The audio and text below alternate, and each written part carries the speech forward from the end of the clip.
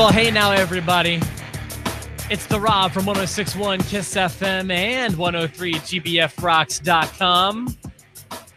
Here with my tag team partner in podcasting. Please welcome to the show, Jerry CN Valeri. 5, 4, 3, 2, 1. Hey, that was your hometown, bud. Don't be looking at me.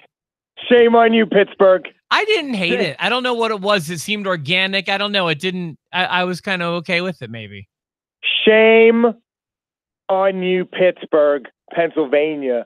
You are in the home of the Pittsburgh Penguins. I've been to see you several times this year. I love PPG Paints Arena. It's awesome. But it just goes to show, I've said it a million times, like, I love the Steelers. I hate Steeler fans. I love the Pittsburgh Penguins. I cannot stand Pittsburgh Penguin fans. I think I'm just coming to the realization finally that I hate almost everyone from Pittsburgh. Listen, I've been saying that for a long time. My thing is, like, you're like, I love the Steelers. I hate Steelers fans. I love the Penguins. I hate Penguins fans. I'm like, I love Jerry Valeri, but I hate Steelers and Penguins fans. One of my best friends right now, that isn't named Rob, grew up in Pittsburgh, played for the Steelers, and played for 3 or 4 other teams, and said Steeler fans were the worst. He hated it the most. They have the reputation of just kind of being like, you know, like all those teams that had franchises in the 70s, they were just like bandwagon. Like, I know that they a lot of them are diehard, but yeah, I hate them. Yeah, it's not bandwagon. It's the polar opposite, and it's almost just as bad because they will cheer you like crazy and revere you like a god if you're doing well, and they won't abandon the team if you do poorly, but they will dump garbage on your lawn and treat you like absolute horse crap if you don't do well. And it's just like you're not even treating them like humans anymore. And I just saw that last night. I hated that. Shame on you, Pittsburgh. You complain and you bitch and you moan and you cry when Roman Reigns gets in the main event, and you sabotage it, and you're chanting, this is boring and this is awful, and you're leaving, and that's great. And then the WWE finally freaking listens to you. They give you a main event that you want, and what do? You hijack it. Just like the other ones. And the WWE has to be sitting in the back going, well, if they're going to act like this at the end of every main event anyways, let's just put Roman Reigns out there like we wanted. God damn. I don't know that they were upset by it. They may have been. I haven't looked at any news sites or anything this morning, but I don't know that they got a bad reaction. I don't know that means bad. I mean, like, it just seemed like they're having fun. I see people are really hammering the crowd a ton. It was weird and kind of just irreverent. I don't know. You hated it more than I did. I hated it. I hated it because it was relentless, and it didn't matter what was going on in the match. And it's the same reason I hate the what chants. It's because you're not listening. You're not even giving what they're showing you a chance. Sure. You're not even trying to participate in the match. And that was a really great match, which was kind of, I don't want to say ruined because the match was still good, but it was sort of, you know, my enjoyment level of that match went down because of the crowd. See, I guess I didn't have that experience from it. I didn't find myself really being distracted by it. I would say if you were there and your eyes were on the clock as opposed to the match, like, you're a dumbass. But right. It didn't. That didn't affect my enjoyment of the match, honestly. And people are saying it's because they put the clock up on the jumbotron. No, I don't accept that. But they say that's what they did. But the reason they did that, I'm reading it, is because Seth Rollins and Dolph Ziggler asked for at least the last 10 minutes to have the clock up so they could get the timing right. Yeah, and Seth Rollins tweeted about it today. What did he say? He wrote 10, 9, 8, 7, 6, 5, 4, 3, 2, 1. Yeah, I don't want that match to be remembered for that. Maybe I am underplaying the significance of it. And by the way, I gave that match 100% of my attention. Didn't touch my phone during the match even once. Thought it was great. I guess I was less affected by the countdown, but that might be a good question to pose to the audience today. I'm curious as to listen. I don't want to make it seem like I liked it because I didn't, but I wasn't bothered by it. Jerry seems like he was really turned off by it. Did that chanting really bother you? I'm curious. Yeah, it infuriated me as much, if not more, than a what chant, because here they're taking a great match, and the WWE they're listening. They could have easily put Roman Reigns and Bobby Lashley on last. I mean, right. They easily could have, and I thought I still am kind of annoyed at the fact that they didn't put the WWE Heavyweight Championship on last. But okay, the only reason that I can't say with a straight face today that AJ Styles and Rusev. I can't say it was a better match than Ziggler and Rollins because I never, ever, ever, ever, ever thought for a second that AJ Styles was going to lose. And that, for me, takes a great match and makes it a very good match. And I thought Rusev and AJ did a great match. But do you think it was there was no drama? It's in my opinion that the match was fine, but it wasn't even close to Rollins and Ziggler. In my opinion. No, it wasn't. But some people are saying it was because of the crowd ruining it at the end. I disagree with that. I think Rollins and Ziggler were great. I thought a lot of the matches were fun, but nothing was just, you're not going to get any Tokyo Dome 6 stars. No, you're not. Garbage. The best match was the last one, the Intercontinental title match. But I want to start with how interesting it was that match was last. I think I even put in a comment on a post show, the predictions episode, that I don't think that match has a chance of going last. I didn't think that match had a chance of going last. Well, you had also told me you didn't think that AJ and Rusev would go last, but you never said what you thought would. What did you think was going to go last? I thought it was going to be Reigns and Lashley. Yeah, Reigns and Lashley. I think they were afraid that the crowd was going to sabotage it, and then they went ahead and gave them something else, and they still sabotaged it. It's really frustrating. So a few things before we get into, match by match stuff. Number one. I love North Pole 316. I saw it in a video you posted earlier today, so I kind of had it spoiled, but I saw it and I went, oh, I love that shirt. What's the back say here? Oh, he's got a Santa hat. That's excellent. Right? That is excellent. That gets me in the Christmas mood right away. That was like $3.99, bro. Oh my God. Hashtag bro. And then also, boy, what a Cinderella story. I thought I didn't stand a chance of retaining the Lock of Destiny. Congratulations on the Lock of Destiny. It came down to Reigns and Lashley, and the fact that it was the last of the 4 we disagreed on. Yeah. That was great because Finn wins quickly. Mm-hmm. Yep. And then just as I felt good that I predicted Kevin Owens won on the Braun Strowman technicality. Which we'll get to that too. What an exciting finish that was. That was amazing. I can't believe they didn't play up. I know it's not. Is this technically the same building that the Igloo was? No. I know it's a different name, but isn't it like the same building? Nope, not even in the same part of town. Oh, really? No kidding. Yeah, the Igloo, the Mellon Arena has been bulldozed. PPG Paints is on the other side of town. Gotcha. Okay. Well, I was lying to Brittany when I told her I'd seen 2 pay-per-views in that building. Oh, okay. Because I've seen 2 pay-per-views at the Mellon Arena. One September of 01. Yeah, September 01, I saw Unforgiven in Pittsburgh. And I saw No Way Out of 05 with Brother John in Pittsburgh. What's funny is I've only seen 1 show in Pittsburgh ever. But you made it count. I'm still surprised they didn't mention that this was at least the same city that Mick Foley took a similar fall. Didn't they? I thought they did. I didn't hear them say that if they did. Oh, maybe it was just what I was saying, because I was saying that to Evan when it happened. I'm just like, I was there when that happened before. It was higher up and whatever, but I mean, that was awesome. As soon as they stood up on the top, I went, first thought was, Owens is dead. Second thought is, I'm going to win the Lock of Destiny. Yeah, well, that was what, win number 2 for you. Yeah. And then I was backed into a corner and I needed both the Bludgeon Brothers to retain and Lashley to win. And that was exactly what wound up happening. And when Kane came out as the hot tag, I thought, here it comes. Me too. You did too. You did too. Well, I even thought that once they got attacked in the back, it was fate for you, but it wasn't. It was a nice night. You have it again. So back to back. Look at that. I have to steal it back at SummerSlam. Why wasn't Kevin Owens' fall as exciting as Mick Foley's was? Was Foley higher, do you think? Was it just because Foley was first? 1, Foley was higher. 2, his trajectory was longer because he was higher.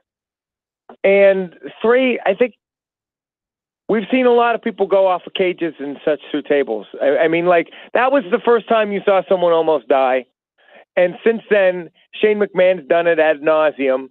And stupid Shane ruining stupid this. Shane. But it still was special. I think it was still special. It was special. I thought Pittsburgh no-sold it a little bit. Yeah, I don't know. I was selling it like crazy on my couch. And I thought that, I don't know, maybe WWE was doing, but yeah, Pittsburgh seemed like they didn't really care. And I don't know, it didn't feel special, but I thought it was. I enjoyed that match. So a lot of people will, some indie wrestling nerds will criticize the WWE for not putting on clinics and blah, blah, blah. But they did a lot of storytelling in their matches last night. And the Kevin Owens, Braun Strowman storytelling I thought was really great. And I think Kevin Owens is just such a superstar. Yeah, he really is. He could tell such a story. And I did not even hate the Shinsuke Nakamura stuff. Oh, I agree. That was best. I love that, nice and fast. Let me get to that in a second, if you don't mind, because one swerve they kind of did to me during the cage match. I was telling Brittany, when Braun started throwing Kevin into the sides of the cage, I was like, just wait. They're doing that to show us that the cage is strong. You see Braun like bull rammed the cage and it didn't break. He slammed Kevin into the sides of all 4 sides. And I was like, you'll see, he's going to go through that cage. They're showing us now that it's a good, strong cage, but he's going to go through it, just like Steve said. And they didn't do that. They gave us a much more exciting ending, which I appreciated. Yeah, much more. I thought KO was going to get over the top of it and bang. Before I reveal my grade for the show, I want to tell you one of my favorite things about the show. If I had to sum up what I liked most about the show in a word, it would be pacing.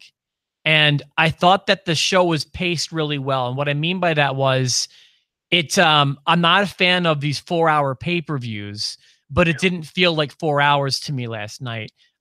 It was paced really well. I feel like if we're having a 4-hour pay-per-view, I feel like 10 is a pretty solid number of matches. The matches, I cared about something in all of them. And my favorite thing about the show last night was how when I was starting to get bored, they gave me a reason to not be bored. I liked the pacing of the show. I enjoyed the pacing as well. I think I really did as well. And there were 12 matches, but I guess you're right, 10 on the main. Yeah, card. If you're giving it 12, it's 5 hours. And I'm really bummed out at the fact that the New Day Sanity match was on the pre-show. I did not watch it. I read about it today, was good. And I read it was very good. There was a spot in there Rob did not approve of. Was it one of those like waterfall suplexes? No, it wasn't even because it was unbelievable. It was because it seemed too dangerous to me. Oh. There was a spot, anyone who saw it knows what I'm talking about. Let's see. I guess New Day, 2 of them, so it was Xavier and Big E had 2 of the Sanity guys on their shoulders, and Kofi jumped off the top and did like a double stomp when they were on their shoulders, okay?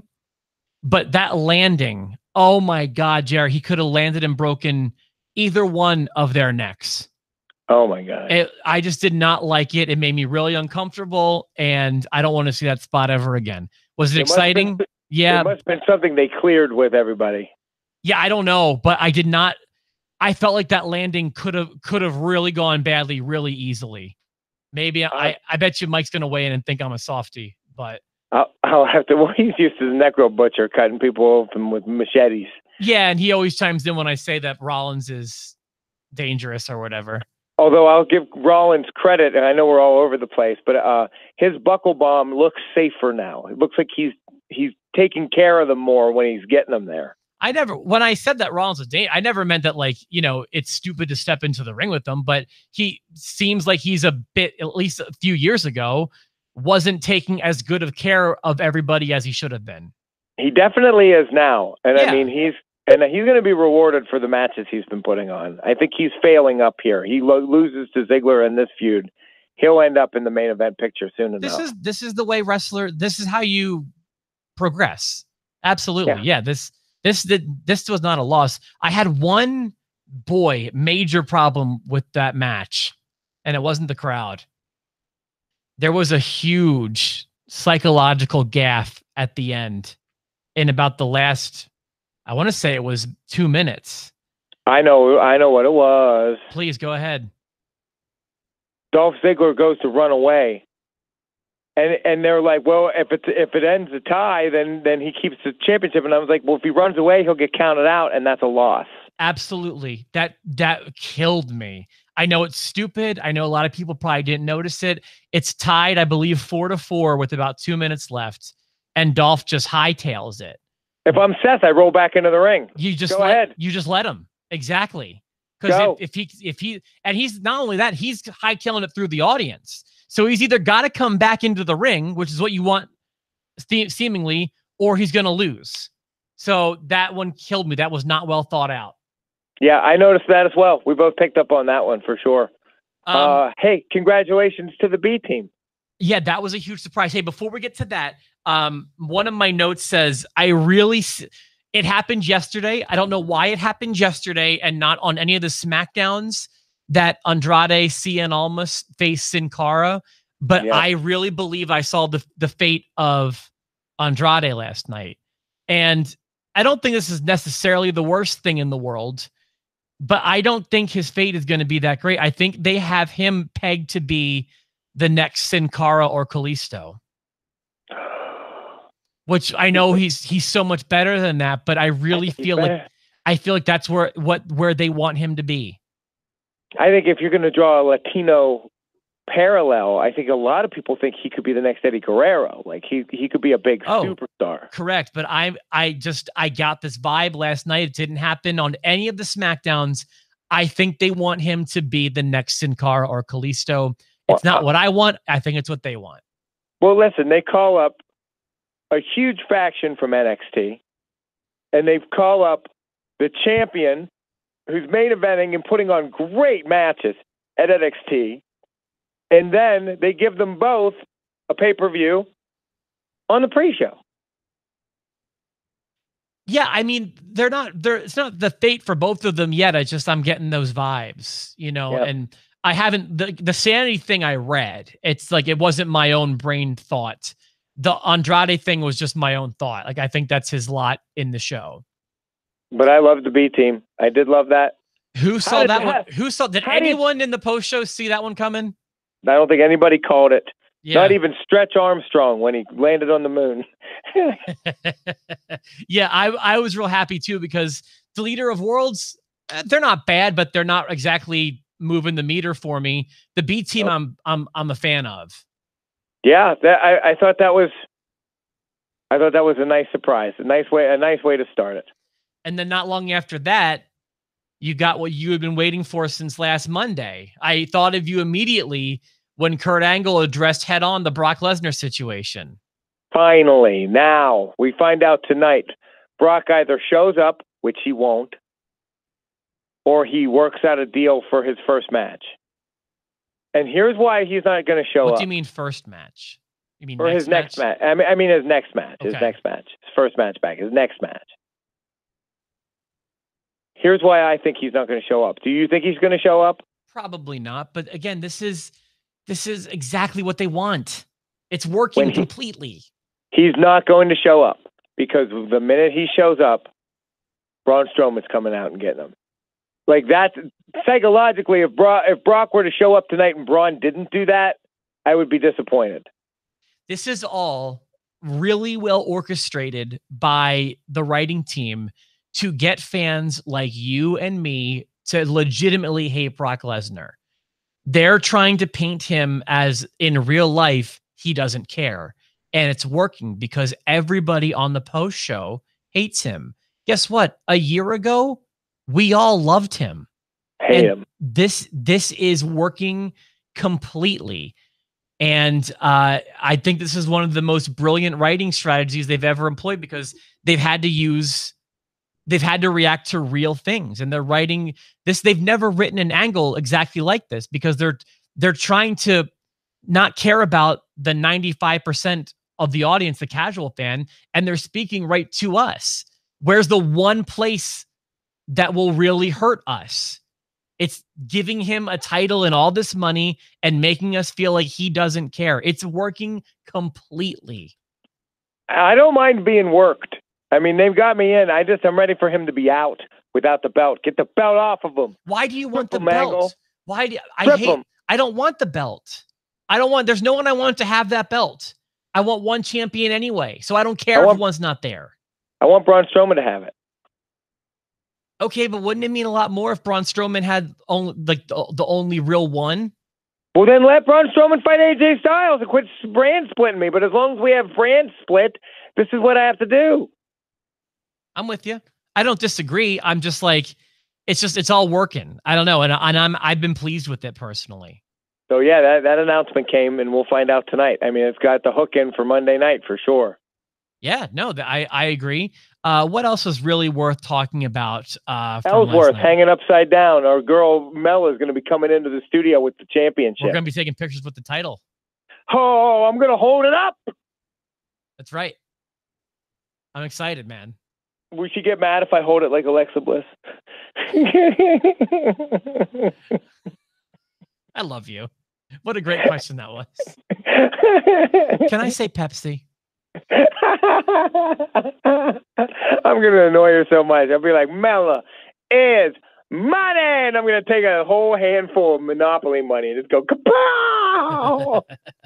So yeah, the champ retains. I was excited about that. I love the Ellsworth thing. By the way, I did get a note from Steve. Steve says he did call the B team winning. I probably didn't notice because I didn't think anyone would have thought that. Well, good call, Steve. I did not see it. I was afraid they were walking me down the garden path like they did with Breezango. It was nice to see that they put it on it, and I bet Bray had no problem whatsoever getting the championship to his brother. I bet he was happy for him. Yeah, that's got to be Bo's first main roster win or main roster title, right? Yeah, I was afraid for those guys when the Miz Taraj busted up. And it still doesn't seem like, I don't think that the B team will be like a team we talk about years down the road. They're not, it doesn't mean they're over, but they're over right now, and that's good for them. By the way, I'll remind everybody that team formed. They've been together for over a year, and they formed here in Evansville. Yeah, in bear suits. In bear suits, that's right. The Miz Taraj formed here in Evansville in June. I think it was the 19th or whatever it was. So yeah, that was real exciting. I'm very excited about the SmackDown in Evansville. However, I almost was willing. Like last night, there was one moment where I went, I might not go now. Well, my note was, I think I was happier when I forgot about Randy Orton. Yep. Like, we're going to have to go. We're going to have to watch Randy Orton. Watch him be in our main event. And I thought that, okay, so I was really confused by what he did last night. In fact, I'll be honest with you, I didn't realize he did what he did until they showed a replay later in the night, because I guess I just got up after he interfered. Why did he beat up Jeff Hardy? That didn't make any sense to me. It wasn't even that he beat him up. Like, if you look at like what happens to Jeff before the bell rings, and then what happens to him when Randy Orton shows up, the note I made said, what did Jeff Hardy's nuts do to anybody? Like, why are we stomping his nuts and smashing his balls? Why are we doing that to him? And I also agree with what you said earlier. While I could have certainly gone for, a 20-minute, 4-star classic, I thought it was kind of fun to have a quick 1, 2, 3.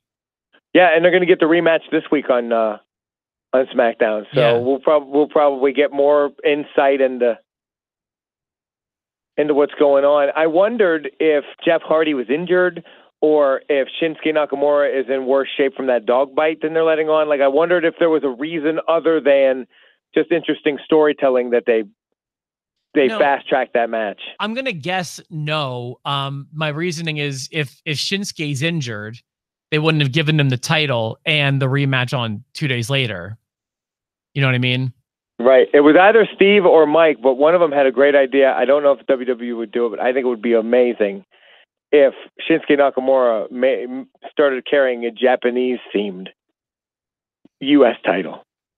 Yeah, no, I think that there's I feel like my only concern with that is like I feel like Kevin Owens just did this when he was the Canadian US champion, but I hope that Shinsuke can bring some sort of fresh perspective from the land of the rising sun to this. I think the fresh perspective because Kevin was like, I'm Canadian, but I am the face of America.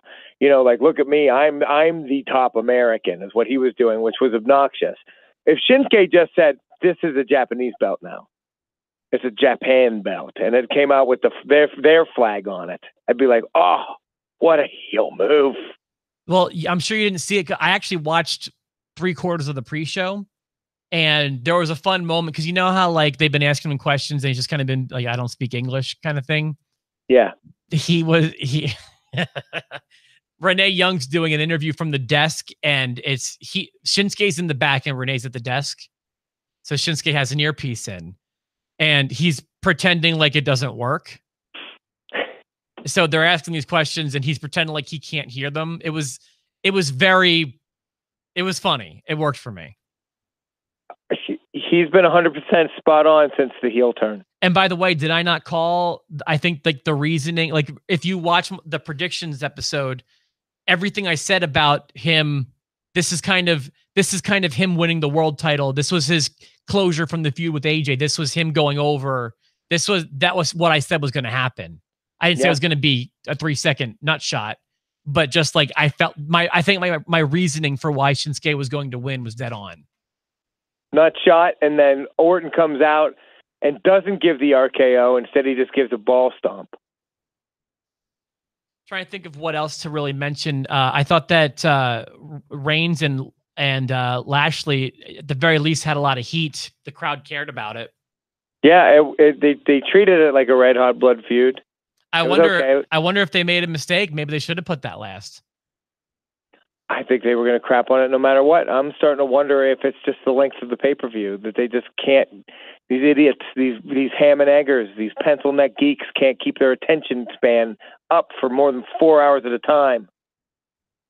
Yeah, they are long shows, but at least this one was paced a little bit better. It's annoying, man. That crowd was annoying. What did you think of Ronda Rousey? Bought a ticket. Every time the camera. Is there any fan who's constantly waving their ticket in the camera like that? Have you usually when I get to there have been times where I get to my seat and I'm like, I can't leave my seat now because I've lost my ticket. I mean, really, what did she? I mean, I remember what happened, but I guess it lacked the pizzazz. How did it actually end? What was the actual finish of that? I mean, I remember she got involved for a while. She gets involved because they're beating the crap out of Natalya, and she finally she's had it up to here, and she's not going to have it anymore. And she's I can only make this face for so long before I snap, and then she goes over the thingamabob, and I know if I buy a ticket to a show and I go over that thing, I bet you I don't get from one end of the ring to the other before I'm tackled by 5 meaty dudes. But she somehow makes it all the way over, beats the living hell out of Mickie James, drags her around, beats her some more, goes after Alexa Bliss. By the way, 5 meaty dudes is one of my favorite burger joints here in Evansville. 5 meaty dudes. Yeah, Alexa retained, and that was kind of about it. That didn't surprise me, at least.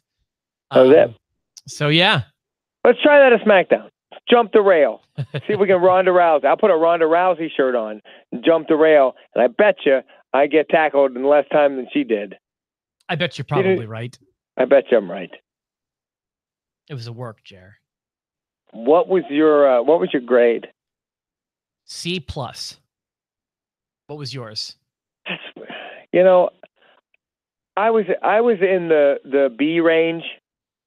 I was in the B-ish range because I really enjoyed the show, and the matches, and there was nothing really bad aside from the crowd. The crowd gets an F. The crowd gets an F. Go to hell, F. And the show can be a B, B minus, or C plus. I'm not going to argue about it. I thought that the build was good. It wasn't an A plus build, but every match had some sort of story to sink my teeth into. I cared about everything at least a little bit. You know, the best match, all the wrestling was, I would say, fine.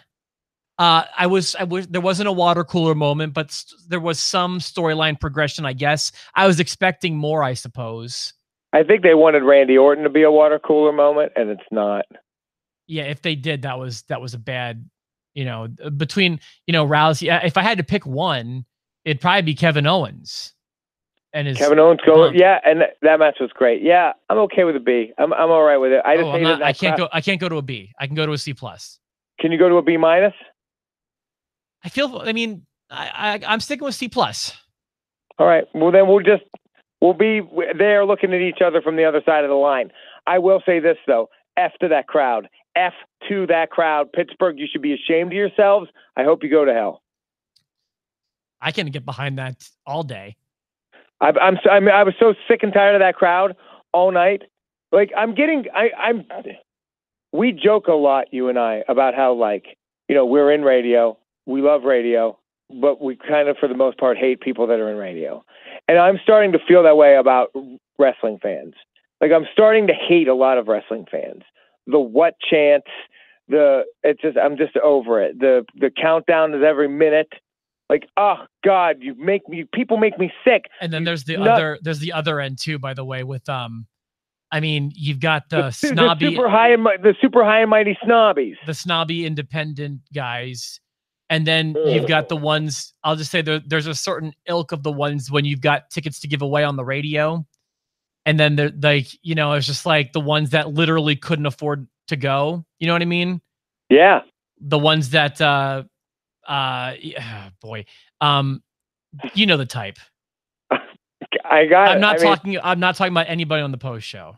No, I'm not singling anyone out in particular unless you were in the crowd last night in Pittsburgh, in which case I hope someone you love dies in front of you. Soon. That's what you get when you count down 30 times. I got annoyed. You should hear what Jerry thinks about Casey Kasem. Oh my God, that guy made a career out of counting backwards. Dick Clark, Jerry had he put black spell hexes on Dick Clark. Anyone who counts backwards from 10 just needs to go to hell. I can't believe that didn't annoy you. I mean, I guess that no. I'm curious what everyone else thought. Here's my question for the post show today. Did that countdown specifically? Did the crowd, the Pittsburgh crowd, did they negatively impact your enjoyment of last night's show? That's my question.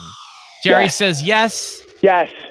Yes. They were definitely a bad crowd, but they did not negatively impact my enjoyment of the show.